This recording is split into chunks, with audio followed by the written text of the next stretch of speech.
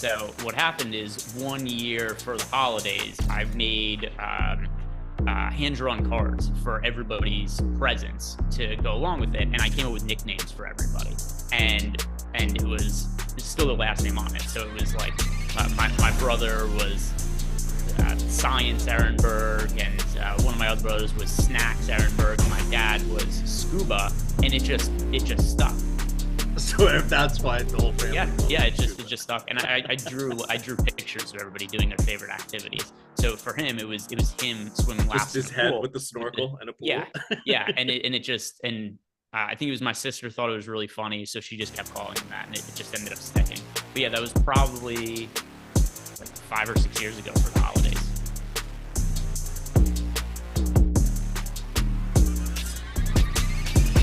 Stochastic, here we go. It's your old pal EMac coming to you again on a Saturday for a second time with Greg Ehrenberg. We've decided to reset the slate. We felt it would be more fun to have something new to talk about, so enjoy. This was, we got Zach LaVine in, Steph Curry out. Dylan Brooks is going to play. Shockingly, Maximilian Kleber may play for the first time. I still won't believe it until I see it. May play for the first time in 2 months and 4 days. We've got all sorts of moving parts here, so we are going to hit the injuries, and then we'll take a more measured approach, talking over the different things. Greg will go over the Sims a little bit. We have one game at 7, not a lot of great plays in that one. One game at 7:30, some good plays in that one, and then kind of the next bolus goes off at 8, 8:30, and then they cut off the last game of the night on both sites, DraftKings and FanDuel. Yahoo does have it, but DraftKings and FanDuel have cut that off, so we are on a 7-game slate tonight. But Greg, I've seen you on shows. I've been on shows with you today. I didn't read your article. How did I miss that while I was writing my own articles? Yeah, well, my article was just on betting, and I was trying to find the best bets because, BetMGM has the really good deal right now where you place the $5 bet when you sign up at BetMGM, and they give you $158 in bonus bets. So what I did was to give people the best opportunity to take advantage of that. I went through all of the best bets on OddsShopper, they're projecting on BetMGM, and found a couple of the ones that were projecting the best for BetMGM for the purposes of that deal, just to give people the best way to take advantage of it. One thing that's unfortunate, though, is I did have an under in there for Mason Rudolph when I'd written it, because it was before I knew that the game was going to get moved and whatnot. So I'm looking like, pretty good spot. You're getting plus money on under 0.5 passing touchdowns for Mason Rudolph, and don't feel quite as good about that one now.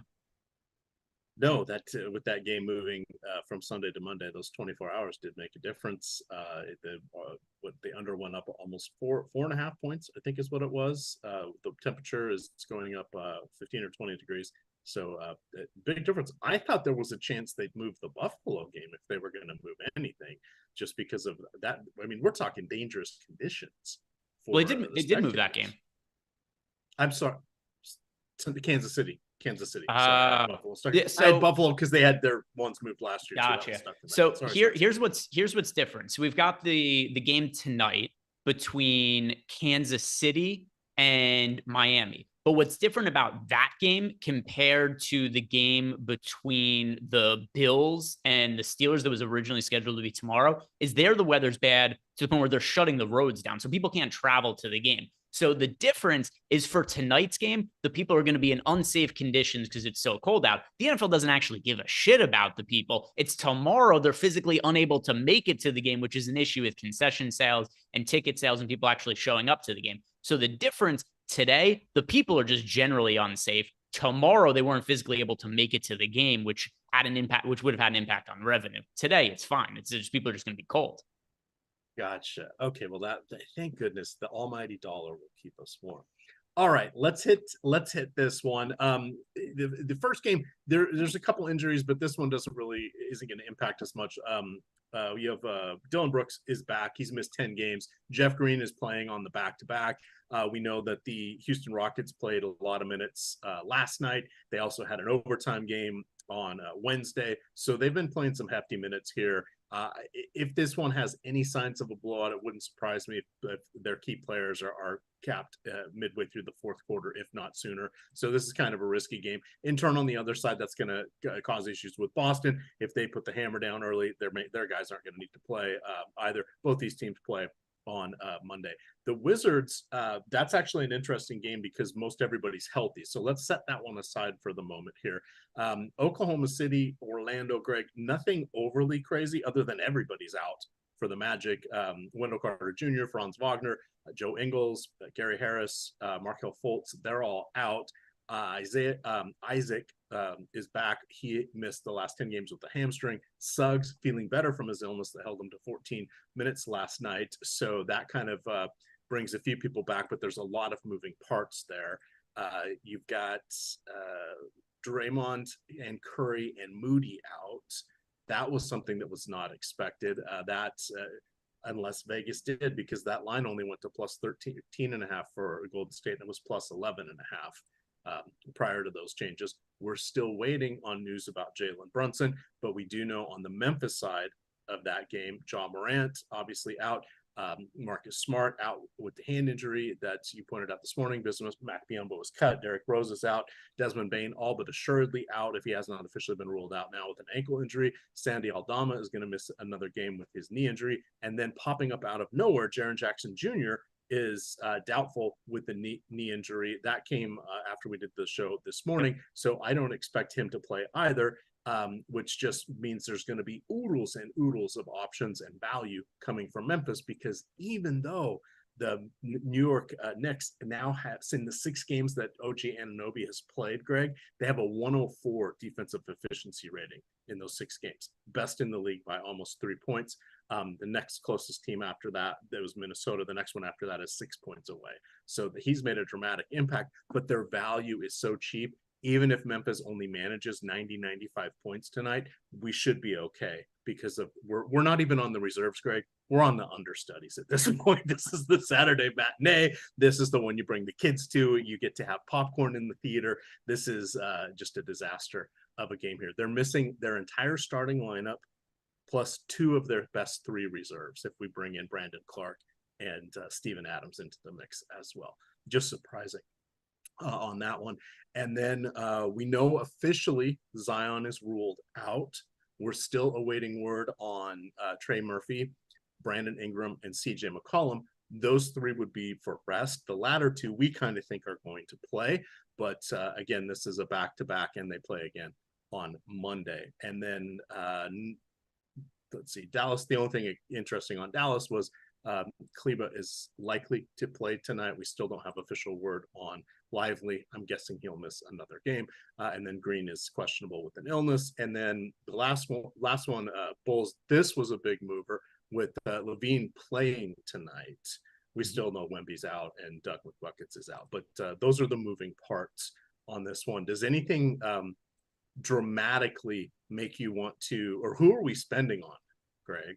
I mean, it's going to be Kyrie Irving. Who else is on your list? Because we can start ticking off how much of the Boston guy is going to play, how much is, we start going down the list, and there's a lot of blowout risk here. It's going to be a fun one. It's going to be scary, but fun. Yeah. So as far as the most desired pay up option, it's pretty clearly going to be Kyrie Irving on the slate. There's also been a lot of value that's opened up. So I have to say the DraftKings and FanDuel are going to be different in terms of the priorities as far as spend ups go. So looking at lineups that I've run through the Sims Bowl, DraftKings and FanDuel, there are 3 guys that I have north of 20% exposure to on DraftKings that are spend up options in order of priority. It's 1, Kyrie Irving for me. 2 is Julius Randle. 3 is SGA. Another part of this too, though, is that if Julius Randle ends up benefiting from Jalen Brunson being out, Brunson questionable, we're not sure if he's going to be in or out, well, then Randle would see a really big bump in usage. It wouldn't elevate him above Kyrie, and I've already got Julius Randle as the pay-up option that I'm getting the second most exposure to on this slate. But it is worth noting there for sure that Brunson is questionable. We're waiting on word for him. And then SGA is just somebody who you and I talked about this earlier, where there are pay-up options that were kind of hard to get to, but it was like, hey, if we end up getting more value, these guys are going to become more appealing. SGA fit into that bucket. So those are the ones for me on DraftKings, top 3 spend up options. For FanDuel, it's a little bit different, where Kyrie is the one I get the most of, followed by Giannis and then Trae Young as of now. So those are the 3 that I'm finding myself getting to in that order. And now another thing we have to add into the equation as well, DeJounte Murray being questionable. If he's out, then Trae Young, who already looks really good for me on FanDuel as is, would get even another bit of a boost, and then he'd look better on DraftKings. Well, there's going to be so many injuries that happen throughout the night. So one of the other reasons also to be in our Discord channel, make sure to ask me questions as we go throughout the night with any players that get ruled out, because it's going to be ever changing here. And we've also already got some questions in here that are coming to us about the slate. And one is from Rico Rod 1980. Rico Rod 1980 wants to know top plays by position for FanDuel. Yeah, so let's go ahead and look at my FanDuel lineups. Best options at each position. By the way, Max, somebody was asking if you could turn your mic up, because we've got a Big Bino in the chat is saying to us, where did it go? You almost killed Big Bino. Is it too loud or not loud enough? Not loud enough. Can't hear you. And I feel the same. I'm also finding it hard to hear you. Big Bino is saying to tell EMac to turn his damn mic up, just had a heart attack thinking that his laptop was fucked. So you almost gave him a heart attack by him not being able to hear you, EMac. So yeah, just all right. How is this? Does this sound a little better? Hard for me to tell. We'll let Big Bino make the decision for us in a second whether it sounds better. But first, to answer the question that we have in Discord here, first from Rico, he wants to know top plays at each position for a FanDuel single entry. Point guard, that is going to be Jacob Gilyard for me. And let's see, I want to make sure that I could kind of, give him a lot of these guys have multi-position eligibility because, okay, so Jacob Gilyard, I'll go with at point guard. Kyrie Irving at shooting guard, Luke Kennard at small forward, power forward, Dario Saric, and center Xavier Tillman. Those are the players I'm getting the most of at each position for FanDuel purposes. And then we got a question here from Einstein, who's asking SGA or Kyrie tonight. It has to be Kyrie. Great spot for SGA. He's definitely somebody who makes sense to get to on the high end, but Kyrie's benefiting from the absence of Luka Doncic tonight. So Kyrie Irving from that standpoint. And then Captain Akella wants to know from each of us, EMac, somebody who we really like in DK single entry tournaments. So he wants us to find somebody who we like in single entry, maybe a little bit more than large field tournaments, or if it's somebody you like in both, that makes sense as well. But let me see. I'm going to sort by my exposures relative to the projected ownership and see who's a player that's not projected for all that much ownership that I found myself overweight to the field on. Who do I want to answer here? Boy, I hate this answer, but I think this is the way I'm going to go. Corey Joseph.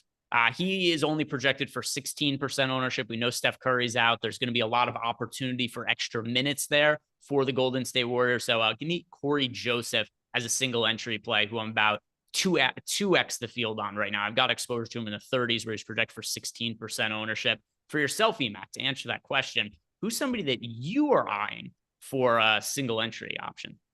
So it was going to be DeJounte Murray. Okay. And that becomes a bit of an issue now that he's dinged up. I like the setup for him. We are potentially thinking that Trae Young might be dealing with a right shoulder issue, so impacting his offense just a little bit here. He's not Trae Young's not on the injury report, but that was a surprise for him being Murray to pop up there.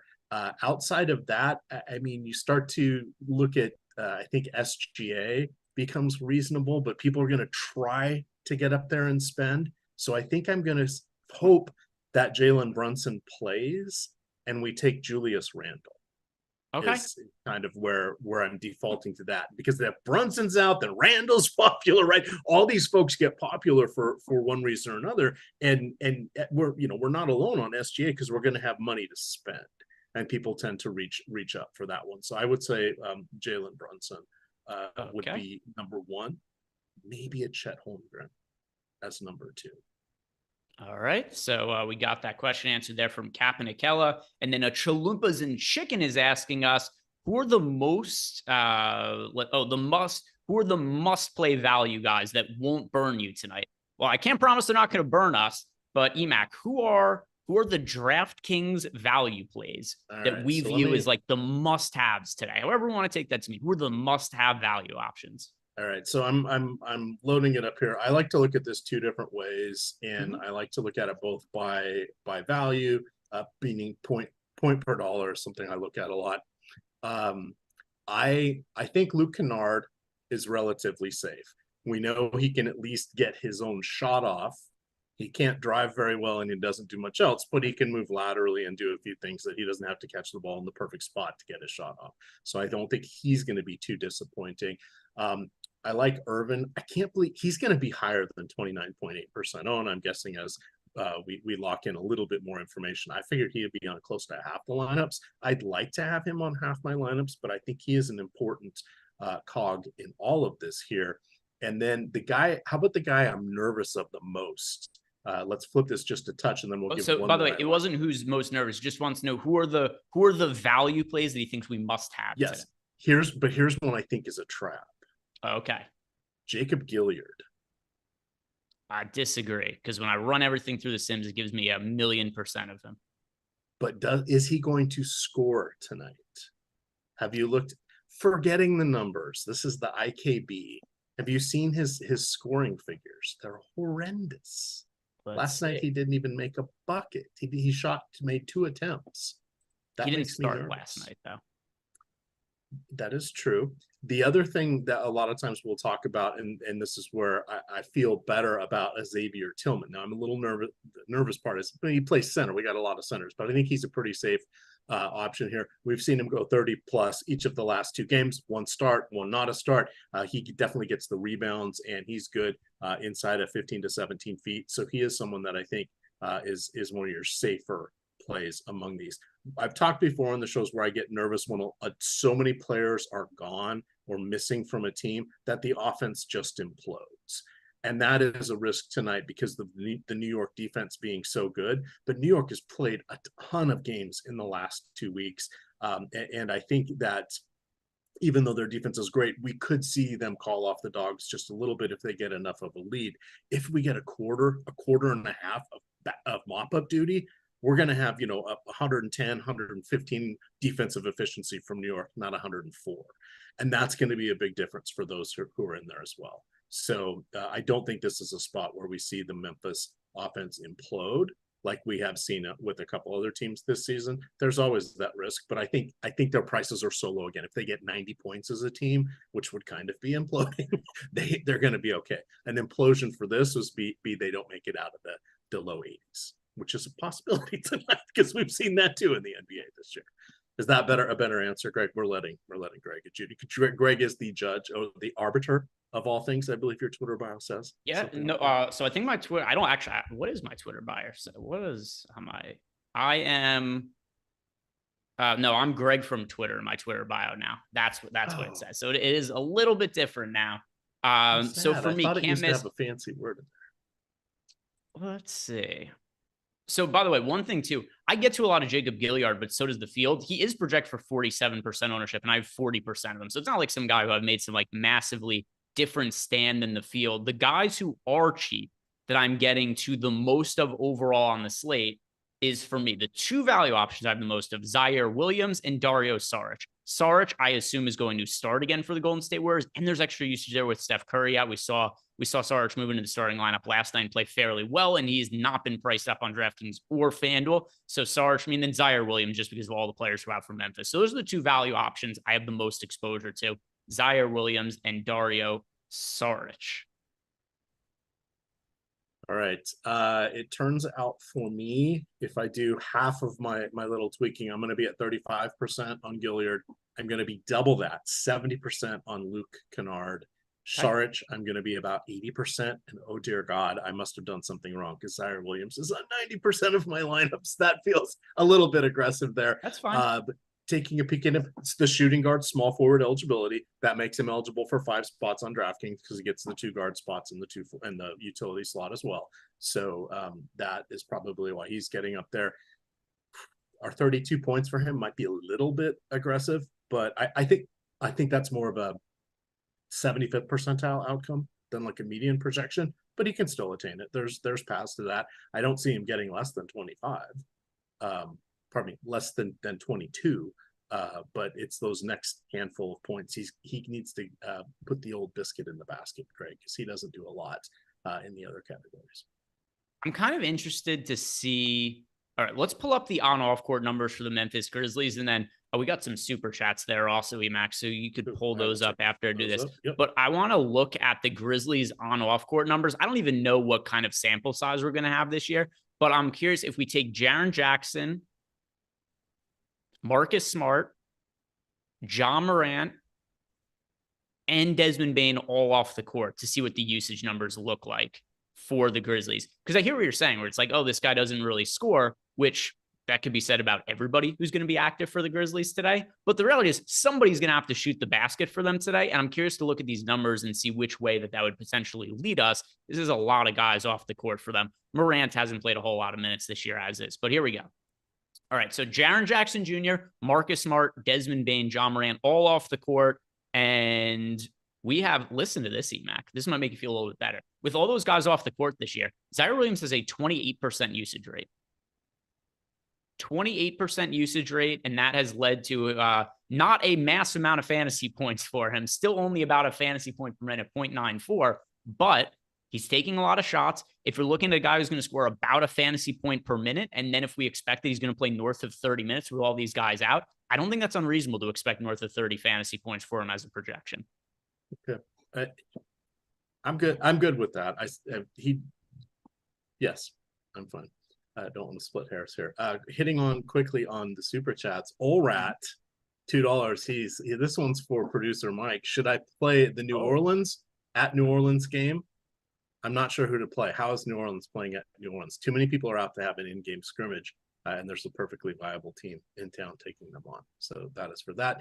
Brandon, did we decide if it's Wagner, like Franz and Moritz? Brandon Wagner says, what bigs are we playing from San Antonio with their two mains out? Is it going to be Mama Mukalavilish? Mommy, yeah, Sandro Mamukavalishvili. So he wants to know what bigs we're playing with the two main bigs out.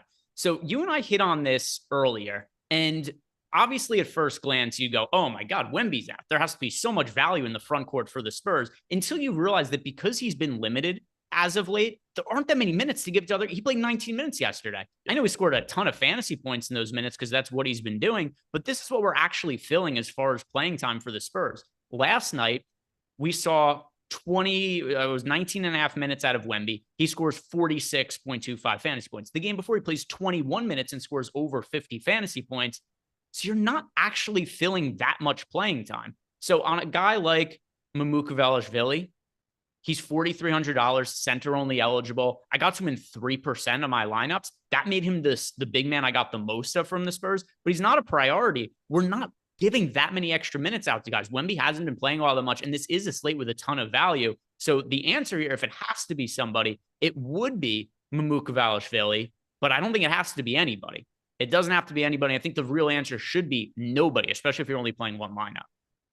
And that I absolutely agree with. And then Ace of Spades asking the usual question. I have that information pulled up, Greg, if you would like me to. Oh, I do as well.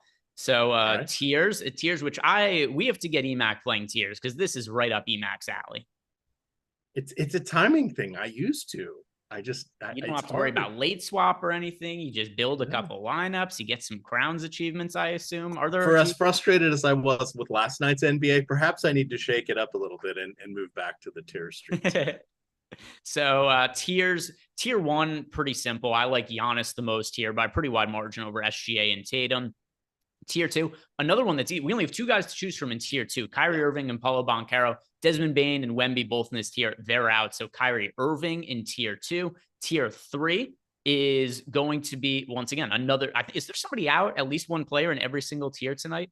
Tier one is just short. Tier two, there's a couple guys out. Tier three, Steph Curry is out for tonight. So then I'm looking between, because Damian Lillard doesn't project anywhere near Julius Randle and Jalen Brunson for us. Then it's between Randle and Brunson. If Brunson sits, it's a no-brainer to go to Randle here, as is I lean towards Randle anyway in tier three.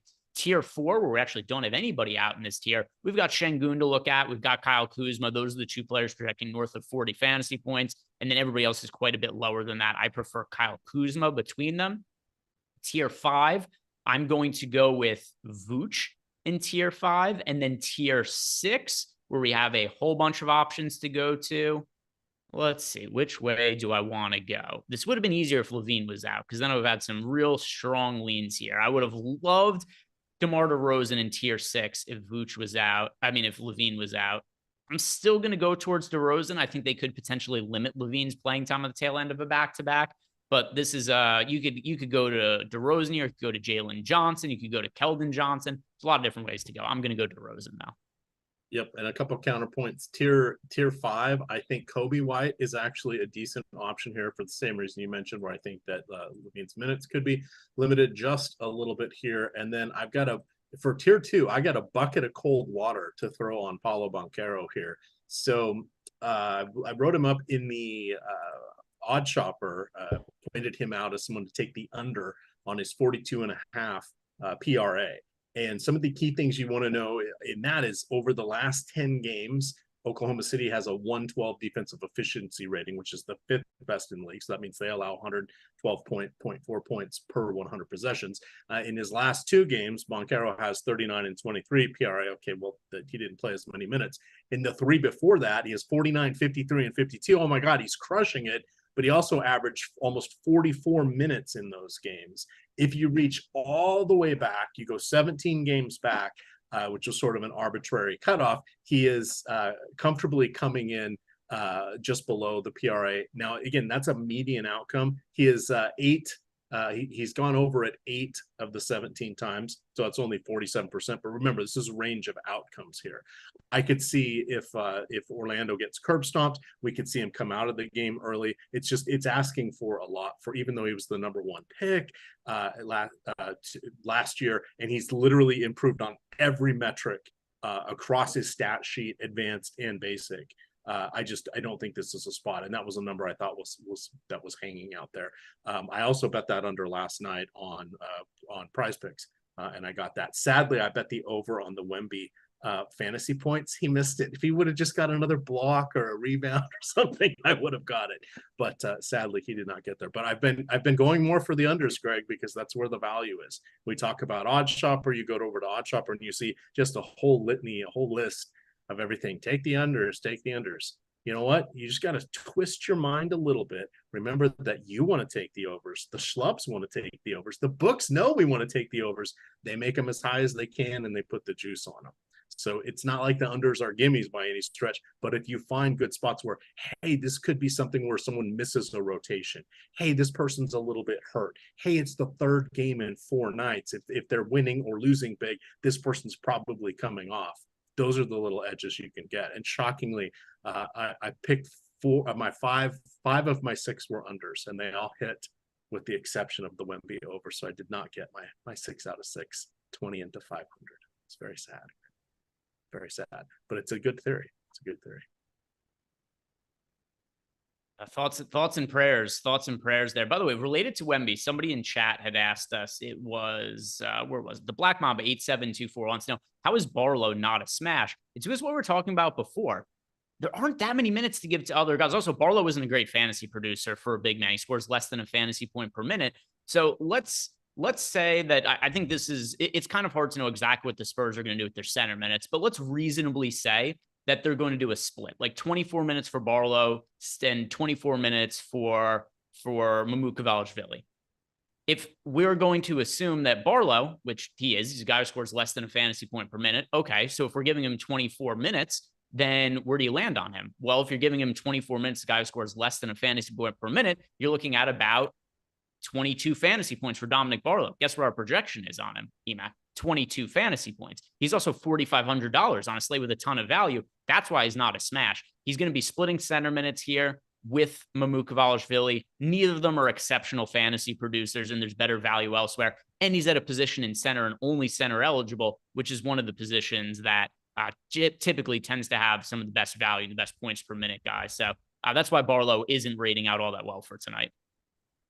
All right. And then Eddie Sayat says, $10 super chat. He says, I need one lineup on DK with the GPP core. He's playing one lineup. He'd like a GPP core that must include the nuke of the night. And he says, thanks. I won 10K from you guys on tennis last year. So way to go. Okay. Yeah. So tennis projections, happy you had success with them. You liked them, Eddie, but there were not that many people using our tennis projections. There was you were probably like 20% of the people that were signed up for the tennis projections, which is why that they don't exist anymore. If something happens where all of a sudden there's a big demand and people are crowing to get more tennis up on the site, then we will. But that's the reason we discontinued, is nobody was signing up for the package. As for DKGPP core, and then he wants to know the Hiroshima of the night. So this is a different, and by the way, this is very relevant to EMac, because EMac was on the front lines. EMac took on kamikazes. So part of EMac's backstory is that there was a kamikaze pilot who was going right down into EMac's village. He stopped it with his bare hand. A one-hole plane, and that's actually what brought an end to World War II. So, and actually, they didn't call them kamikazes. Well, they called them kamikazes, but they didn't call them at the bar kamikazes. So I took the pilot to a bar afterwards, and we said, line them up. And the bartender didn't know, so he thought, oh, I'll pour a little bit of everything in the shot glass and give it to you guys. And then we said, cheers. And that was how the Nazis were defeated. So as for the rest of Eddie's question there, EMac's a real hero. That's why he's going to be our president in 2024. Eddie here is my dementia should allow me to be our president at 2024. You'd be the youngest president in U.S. history at 210 years old. Yes. Eddie is asking us here, so for a DKGPP core, and then he also wants to know for a Hiroshima of the night. So EMac is going to have to recreate the time that he ended World War II and saved the world. 4 options. I'm going to go Zaire Williams, Dario Saric, Kyrie Irving, Luke Kennard. There are a lot of moving parts on this slate still in terms of the amount of players that are questionable to play. And we haven't gotten really any important of the NBA injury updates that we're looking for. The only injury update we've gotten over the course of the show is that Noah Brown got hurt. Other than that, there is nothing that has helped us for tonight's slate. We still have a shit ton of players and key ones that are going to be questionable for today. So still have to wait on some of that. And then as for Eddie wanting to know the Hiroshima play of the night. So EMac, take this however you want. What is the Hiroshima play of the night for you? So I think it's going to be someone that is going to be a fiery option. So okay. I like Jalen Johnson. All right. Okay. So key things, I believe he hurt his hand or his wrist. So when he missed his whole swath of games, it was not a conditioning issue. We know that obviously DeAndre Hunter's missing his 10th game, so that's nothing new. But Jalen Johnson has the game style that should suit him well against the Washington Wizards. He can get blocks and steals, which are helpful. He can rebound. He can also, he has in his last 3 games, 4, 16, and 11 rebounds. He also can fill the break, which there will be ample opportunities for that. And I think even though he's a starter, I could see him pretty much assuredly getting his 35 minutes, even if Washington sort of kicks the bucket on this one. So I would say Jalen Johnson. Let's see. Which way do I want to go? I'm going with Julius Randle here. I'm already getting to a good amount of Randle. He was my other guy for the other thing. I didn't want to use him twice. Listen, these questions get very, these questions get very convoluted because we're asked for so many different things now. And I love it because in many ways it's just to troll Eric with the different questions. But I'm going to go Julius Randle for this one. He already looks good to me as is. I like having him as a placeholder in lineups. He's somebody who we could get to for now. And then if Brunson gets ruled out, we want even more of him. So I like having lineup spots reserved for Julius Randle. That is the Hiroshima play of the night. Mm-hmm. That's good. And somebody called out Jovel. That's a name. I don't even know that we really mentioned him on the earlier show other than to say he played 26 minutes last night. He's always an opportunity, but I would think he's in the opportunity in there. Hey, Todd Strong. And let's see what else we have. A lot of questions. I'll let you choose, EMac. We got a lot of questions in Discord and some super chats here. Which direction do we want to go? Super chats, Discord. We'll hit on all of them, but which one do we want to do next? Let's go with the Discord real quick, and I just refreshed, so now I see the super chat, the 4 new super chats. Yeah. Oh, and we can talk about Joel. Okay, that's All right. The next question here is from, where is it? Einsteinium is asking us, and we just got word that Jalen Brunson is going to be a game time decision, which helps us with nothing. We still know that he's questionable. We just now know he's not going to get an update until later on here. But Einsteinium wants to know, is Gregory Jackson someone that we should be getting overweight to the field to on DK? I believe he said, yeah, over the field. Yeah, I actually am overweight to Gregory Jackson right now. I have him in 14% of my lineups. And I know this is not a guy who people are clamoring to play for, is Gregory Jackson. So why is it that he is making it into some lineups? It's because there are so many guys out for Memphis. And by the way, also, this is somebody who's kind of a flimsy play, right? We don't know exactly what his minutes are going to look like. But with so many players being out for Memphis, it stands to reason that he is somebody who's going to be picking up some kind of playing time. If there's garbage time, he is certainly live to be out on the court for that as well. These are all the players that are active for Memphis tonight, EMac. Xavier Tillman, Luke Kennard, Vince Williams, David Roddy, Jacob Gilliard, Zaire Williams, Jake LaRavia, John Conchar, Gregory Jackson. That's only 9 guys that they have active. So with that in mind, I do think there's going to be some playing time for Jackson. Can we expect it to be significant? No, but is it possible? Yeah, everybody's out for this team, and he is one of the pieces on this slate that's going very low owned with some upside. If you're playing one lineup, would Jackson be in it? No, but across 150 lineups, I did get to, like I said, overweights the field on Jackson, 14%. So I do think that he's somebody worth looking at there. And the next question that we have here is from Heflove. Wants to know the best play on the slate for 7,600 and under. Let's see, 7,600 and under. I believe Jalen Johnson is just over that. He's 77. He is 78, so it will not be Jalen Johnson. Oh, wait. Yeah. It's got to be Vooch. It's got to be Vooch.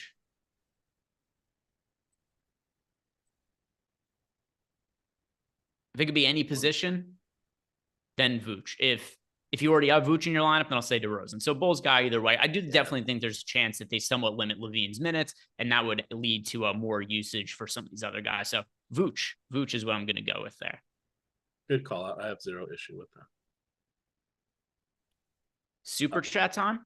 Yeah, I'm good for it. So is Grimes going to be a potential cheap guy that we should get to because of a potential blowout? So not because of a blowout, and you shouldn't be getting to him now either.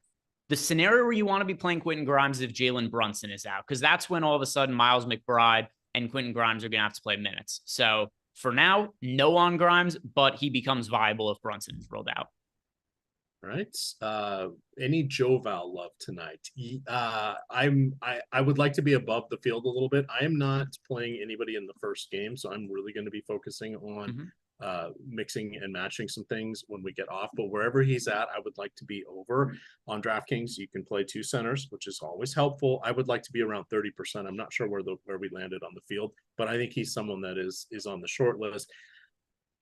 For him, it's more about getting his minutes. Getting up to 30 minutes is kind of the key for him. So not as much as Zion being out for Zion's not the best rebounder. That's someone else to battle for touches in the paint, etc. But Joval, it's all about the minutes, and Zion being out could get him those extra minutes. That sort of dovetails into the next question with is Larry Nance in play if everybody else ends up out? So I don't see him playing more than 22 to 23 minutes. That kind of seems to be where he is capped. He has played on a couple back-to-backs. I believe I looked that up this morning just to see if he would be a potential guy that I thought could get up to 30 minutes. I really don't think so. He's been dealing with a myriad of injuries for the last 2 or 3 seasons, soft tissue, mostly leg injuries, etc. I just don't think that he's a player that can handle a lot of minutes at this point anymore. All right. So the question was La Rivera. I don't even know that. LaRavia is LaRavia. Trying to look at the name. So the question, I haven't pronounced that name. So the question was just, do we want to get to? LaRavia. Okay, so is Lance so first part is Nance in play, correct? Yes. Yeah, if everybody's out is the caveat. I'm not getting to Larry Nance. Yeah. Not getting to Larry Nance. As for LaRavia, I don't know that I'd say good. I'd say viable. Right? He's somebody who, if you had a lineup with Jake LaRavia, I understand. The Grizzlies are missing a lot of guys. You have to figure out where the minutes are going to go, and that could really be anywhere But with that said, he is way down on my list of guys that I want to be getting to from Memphis. You have a couple lineups with him, cool. I wouldn't prioritize him. Right. And then we have who is the lowest owned GPP play of the night for you, Greg?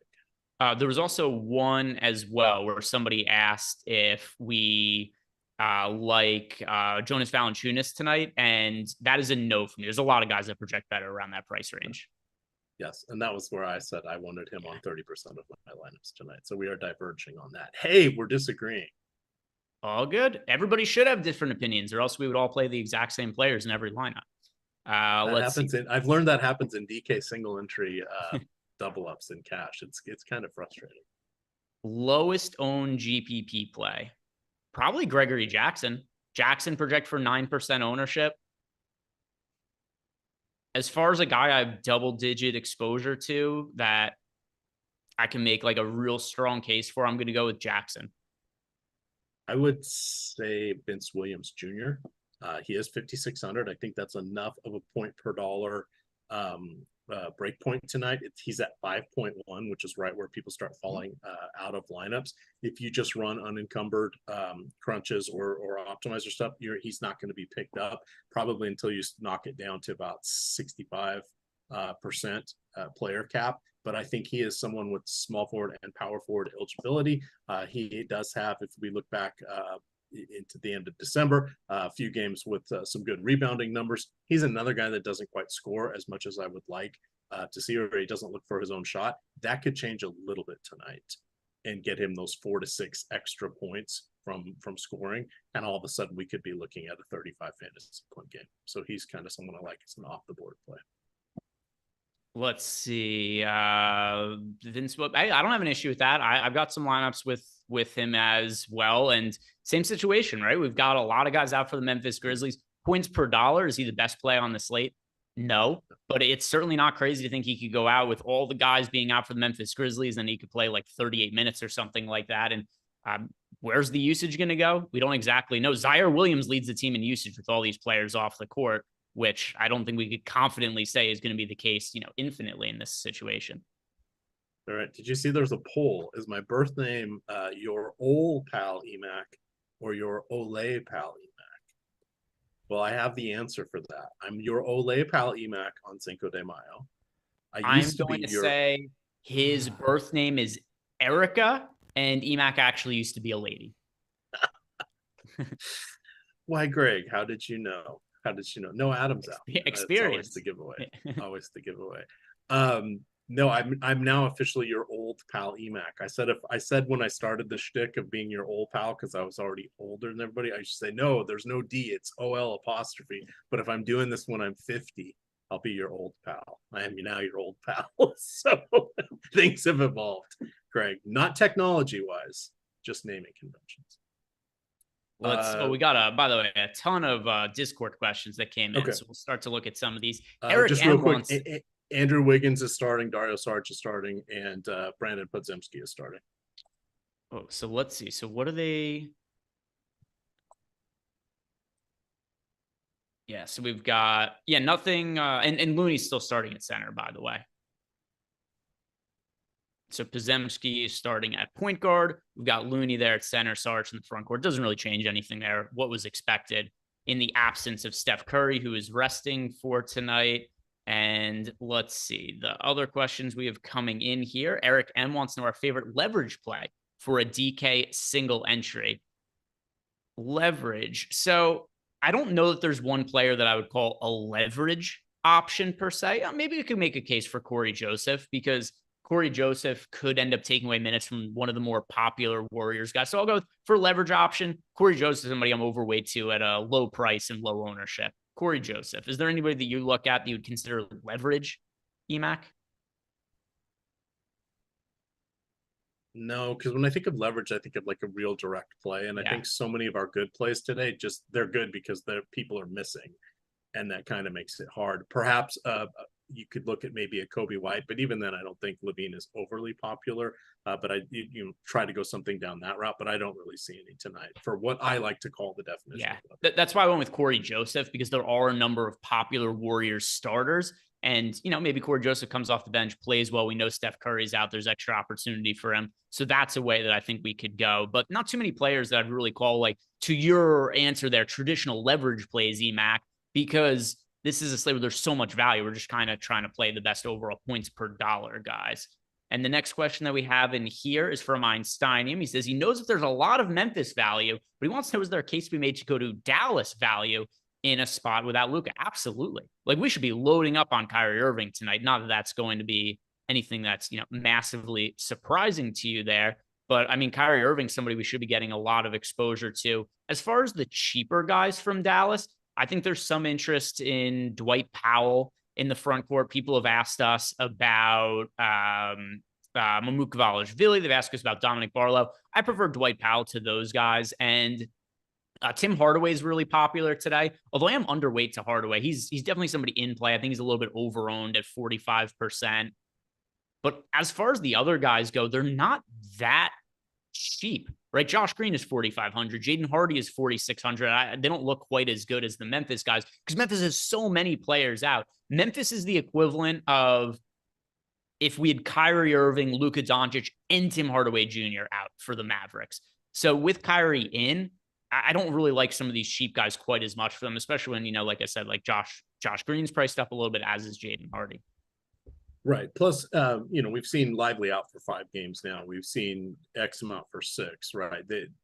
Some of their people missing have been out for a while from that one. Did you know that we could get $158 just by spending $5, Greg? I did at BetMGM. BetMGM, of all places, has said, if you come in through the stochastic link, which is in the YouTube description below us here, sign up, deposit, which is key, and then make a $5 wager, you will immediately get $158 in bet credits. Why $158? Well, it's celebrating the 58th Super Bowl. So you get $158 in bet credits just by spending $5. And that's whether you win or lose.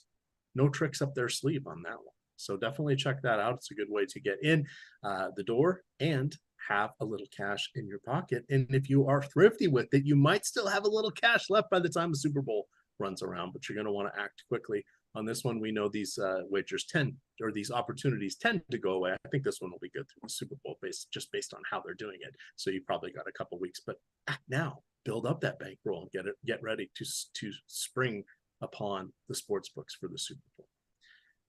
All right, Greg, what else is there anybody you're worried you're not going to have represented in your lineups? Now we're going to have time to tweak this because there's only the one game at 7. I think there's a lot of questions for us in Discord. Oh, sorry, I missed that. So I think we should go over those. We also got word that Dominic Barlow is going to be starting tonight for the San Antonio Spurs. So Rich, I know you're watching right now. I'm curious, were we already projecting Barlow to be the starter? Either way, I don't think this is going to, we had him projected for split center minutes with Mamou Kvalishvili. I don't think that all of a sudden we're going to be projecting Barlow for like 30 plus minutes or anything like that. But Rich, if you feel differently, let me know in the either throw it into Discord or DM me on Slack. But I don't think it's going to massively change the outlook there on Dominic Barlow. But the next question we have here is from Master PJ. He wants to know, we're waiting on any news, and he wants to know, are the Sims up to date? Yes. So the Sims are always up to date when we update our projections. But with that said, we're waiting on a metric ton of news today. There is so much still to come on the slate. Brandon Ingram, he's questionable for rest. Jalen Brunson is questionable. D'Angelo Russell, well, Russell's actually on the late slate, so don't have to worry about him. CJ McCollum is questionable.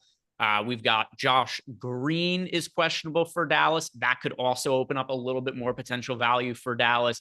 Patrick Williams is questionable for the Bulls, and Cam Reddish also is on the later part, not on the main slate there. But yeah, the biggest one that we're waiting for right now is going to be Jalen Brunson being questionable. All right. Hello, Tim Lee. Yes, Tim Lee saying hello. Hello, hello, hello. And then we also got Gelby wants to know the 3 best value pieces. Oh, there we go. Ask and you shall receive, EMac. Josh Green will be available to play today. So that piece of news there has been answered for us. The next question is from Gelby, wants to know the 3 best value pieces on FanDuel. Yeah, let me pull up my FanDuel lineups. Let's see. Top overall value pieces on FanDuel. I'm going to say Zaire Williams, Jacob Gilyard, and Dario Saric. Gilyard's only $3,600 over on FanDuel, so I'm going to go with him there. And then, yeah, still Saric in the front court at $4,800, and then Zaire Williams at $44. So those are the three I consider the top value plays on FanDuel. Then we got a question here from Nick Rue. Nick Rue is saying, when running the Sims, how much is it like Fantasy Cruncher? Quite a bit different. So the difference is going to be that Fantasy Cruncher is just an optimizer, right? So it's just going to give you, based on projections, these are the players that are these are the lineups with the players that are projected for the most fantasy points, and give you lineups that are projected for the most fantasy points. What the Sims are doing is they're going to build lineups based on a number of factors, but most importantly, it's going to be taking ownership into account, because it's going to build lineups for you. If you're using the contest generator, they're expected to match the ownership of the field. And then when you simulate all those lineups through the simulation tool, it's going to be able to identify what the best lineups are based on stuff like not just projections, but also range of outcomes for players, the ownership of the players. So it's going to sort the lineups by simulated ROI based on the lineups that are expected to be the most profitable, which can be the lineups that project for the most fantasy points, but not always. So that's going to be the biggest differentiation between Sims and just an optimizer like Fantasy Cruncher. Then Rico Rod wants to know, is Looney an option for FanDuel? And I like Looney more on DraftKings than FanDuel, where he can play multiple centers. On FanDuel, there's only one center. He becomes much lower of a priority for me over there. Was there any super chats that came through there, or any news while I was answering those questions, EMac? Let's double check. I was looking for potential overlay. There really isn't anything on FanDuel. On DraftKings, it looks like the $5 high five single entry is going to be reduced rake. The 20 max still needs to pick up 4,000 entries. So what is that, 400, 800? That's more than that. They're going to go rake free probably. And then those are the two main ones. We do have best plays at each position from James Magruder. I don't think we hit that one. Let's see. What was James Magruder's super chat? Super chat says best plays at each position. All right. Best plays at each position. And James is always asking us for DraftKings. So at point guard for me, that is going to be Kyrie Irving. At shooting guard, that is going to be, somebody asked us for FanDuel before, but not for DraftKings. Shooting guard, I will go with Zaire. Oh, no. So shooting guard, I'll go with Luke Kennard. So I could go Zaire Williams at small forward. Power forward, Dario Saric. And then center, I'll go Julius Randle. I am good with that. And then also, let's see if we have any other news that came in really quick. And the answer to that is we just got a projection update for Dominic Barlow starting at center. So I will read off the projections here. And Mike, if you wouldn't mind showing that on screen as well, if you could sort by the San Antonio Spurs, and we could look at what their projections are in our data. It has now been updated for the starting lineup. So the San Antonio Spurs, we now have Dominic Barlow, who's starting at centers, projecting for 25.5 minutes, which puts him at 22 fantasy points. So almost exactly the same as before. If you had Barlow in a lineup, it's not the end of the world, but it's really hard for me to prioritize him. Not a great fantasy producer, and I still think Mukavaliashvili is going to get some center minutes. Would you make an effort to go a little above the field on Antetokounmpo in the hopes that he pulls a Wemby tonight? What is pulling a Wemby? Just scoring a lot of fantasy points? Getting like 50 fantasy points in less than 30 minutes. So I didn't get myself to very much of Giannis on DraftKings, but he shows up in a ton of FanDuel lineups as a pay-up option. Yeah, DraftKings, he's only about 15%, it looks like. I'm thinking 25 might be the way to go. Let's see. I want to answer some more of these questions that we have in Discord. And then also, if we get any super chats that come in, keep an eye on that EMac while I'm answering these questions from Discord. Einstein wants to know, so following up on his question before, he's saying specifically Hardy when it comes to Dallas value. With Hardy being priced up and the fact that he came off the bench last game, didn't play a massive amount of minutes, it's hard for me to prioritize Hardy over some of the value from Memphis, which I know something you had talked about before was comparing the Dallas value to Memphis value. The Master PJ wants to know, if Maxi Kleba plays, what are we looking at for minutes? It can't be all that much. When is the last time? I know that EMac was ranting about this before, but Maxi Kleber has not played probably since EMac stopped the World War II war. I believe it's been since like November 11th or November 2nd, I think. November 8th. November 8th, he last played. You just can't expect very many minutes for a guy who hasn't played basketball in multiple months. So maybe 10, maybe 12, like plays a few short stints, something like that, but not anything we'd want to be getting to. Gelby wants to know if Brunson is out. Who do we like in New York? Julius Randle for sure would look a lot better. And then we could start considering guys as, like dart throws like Miles McBride or Quentin Grimes. But either way, Randle looks good, even if Brunson is in, and then he would look even stronger in that kind of scenario. And then we have a super chats. Oh, okay. One more from Tim Lee. He wants to know favorite Grizz. So yeah, I will rank my favorite Grizzlies players right now in order. Zaire Williams, Luke Kennard, Jacob Gilyard, Xavier Tillman. Those are the ones that I have significant exposure to, and in that order. All right. Kyle Hodgins would like to know on FanDuel, would you go with Saric or Wiggins? Boy, how the mighty have fallen. Andrew Wiggins was a starter in the All-Star game 2 years ago. Now, should he have been? No, probably not. But that aside, this is a pretty big change for him here. So we've got Wiggins is going to be fairly popular, as is Saric. But Saric is a different tier. Both of them good options today, but I very much prefer Dario Saric. He's one of the best overall value plays on DraftKings and FanDuel tonight. All right. If you guys are playing hockey, Valerie Ninushkin from the Avalanche is out.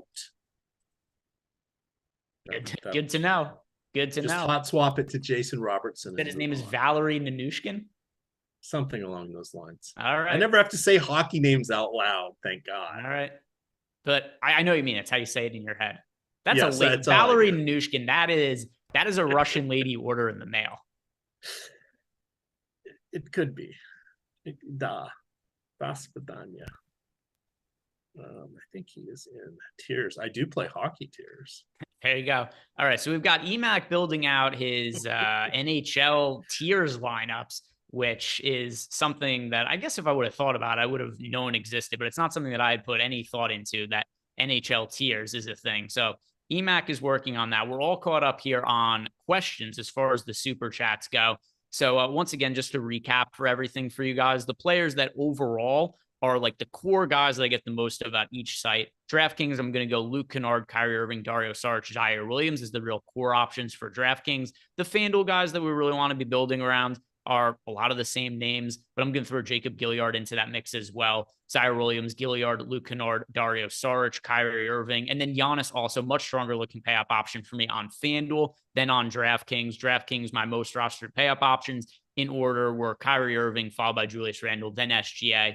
And Julius Randle, somebody who I already like, but I think he makes sense to give an ROI boost to just in the event that Jalen Brunson is out. And the first game, totally fine for going it, considering that it doesn't have all that much value to it. It has a big spread, and there's a bunch of injury news that we're waiting on for later.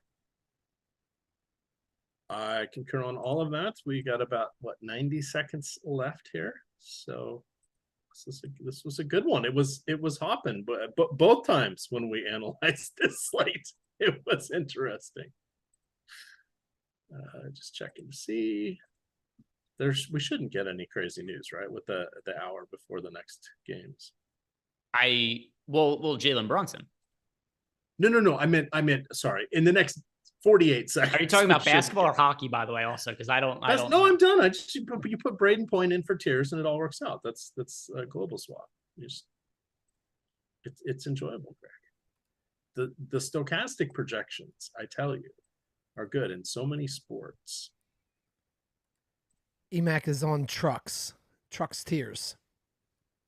Building his truck. Yeah. How much injury news are you waiting on for the big trucks race tonight? Well, the trucks race doesn't actually happen until February. I believe they will do a run around Daytona. But does February 28th sticks in my head? I forget which day Daytona is, but it's usually around that time. I have been to a NASCAR race before. Oh, got some backstory. I mean, we've also done an NBA show that is just about finished here. Do you want to sign us off, or do you want me to? I'm very hungry, and I've got Chinese food. I am so hungry right now. I've got my dad visiting me this weekend. One of my brothers visiting me. I'm very excited to watch football and some of the MMA fights with the family. So, EMac, I'll let you choose. You want to close this out, or you want me to close this out? Shout out Take to it away, Scuba Greg. if he's watching. All right, guys. Shout Thank you out very to much for watching. If you've not done yet, like the video, subscribe to the YouTube channel. I hope you guys have a great rest of your weekend. And EMac and I are going to be back tomorrow night for Sunday Night Football. So hope to see you guys then. Peace out. Have a great night. Go Birds.